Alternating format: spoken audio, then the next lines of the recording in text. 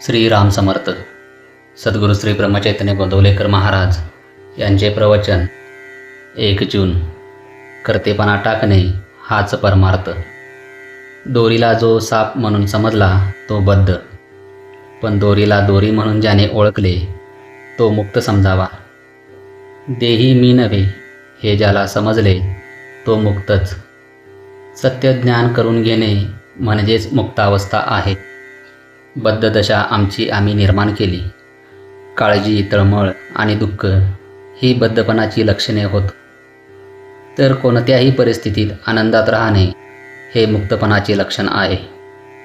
जागे होणे म्हणजे मुक्तदशेला येणे आहे. माझे माझ्याजवळच आहे, पण ते ठाऊक नाहीसे झाले आहे. भगवंताला विसरल्याने मी देही असे म्हणू लागलो. देह तर माझ्या ताब्यात नाही, तेव्हा मी देही नाही हे सिद्ध झाले. आपण कर्तेपण आपल्याकडे घेतो आणि त्याबरोबर सुखदुःखही आपल्याकडे येते. मला सुख नाही आणि दुःखही नाही असे ज्याला वाटेल तो मुक्त समजावा. कर्तेपण घातक असते. मी एवढा मोठा वाडा बांधला, प्रपंच चांगला केला असा प्रपंचिकाला अभिमान वाटतो, तर संन्यासी मठाचाच अभिमान धरून बसतो. म्हणजे या कर्तेपणाच्या बाधेतून दोघांचीही सहजी सुटका होत नाही. हे कर्तेपण सोडावेसे वाटले तरी ते आपल्याला सुटत नाही. याचा आपल्याला नेहमी अनुभव येतो. भगवंताचे अस्तित्व पटल्यानेच कर्तेपणा कमी होतो.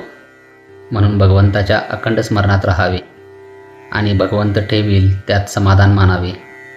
भगवंताच्या स्मरणाशिवाय जिथे आपल्याला सुख होते तो विषय समजावा.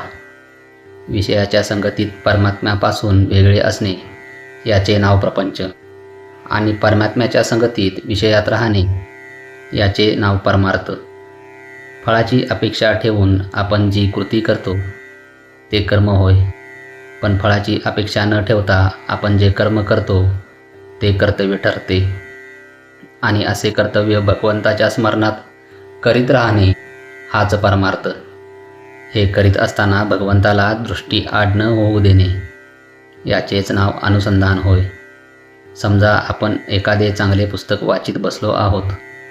इतक्यात आपल्या पायाला एक मुंगी चावली.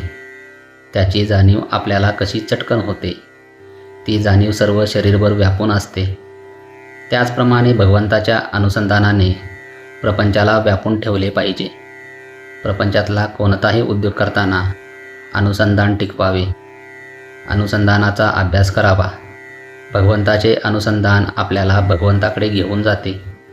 मी अनुसंधान टिकवीन असा मनाचा निश्चय करावा. जय जय रघुवीर समर्थ. आजचे बोधवाक्य. आपले कर्तव्याला न विसरावे, भगवंताचे अनुसंधान राखावे. श्रीराम समर्थ.